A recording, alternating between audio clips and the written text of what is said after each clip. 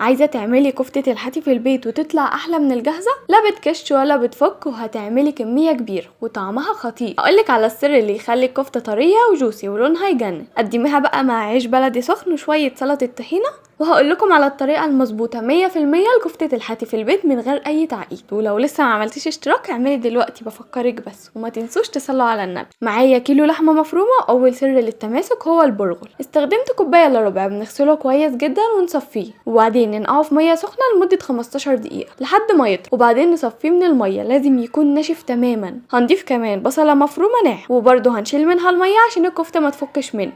وهضيف نص كوبايه دهون مبشوره. ونيجي بقى للسر، معلقه كبيره عسل نحل بتدي لون رهيب للكفته وبتوازن الطعم جدا. ولو لسه ما عملتيش اشتراك بفكرك تاني، هيفوتك وصفات خطيره براحتك. كمان هضيف معلقه صغيره بيكنج باودر عشان الكفته تبقى هشه ومنفوخه، ومعلقتين كبار خلطه كفته جاهزه، ومعلقه صغيره فلفل اسود وبابريكا وكمون وبهارات لحم. هضيف كل المكونات على بعض وعليهم ورق بقدونس، الورق بس من غير العيدان. هندخلها فرن سخن على درجة حرارة 200. ولو الفيديو عجبكم ما تنسوش اللايك والاشتراك، وما تنسوش فما ضاقت الا وبالاستغفار فرجت.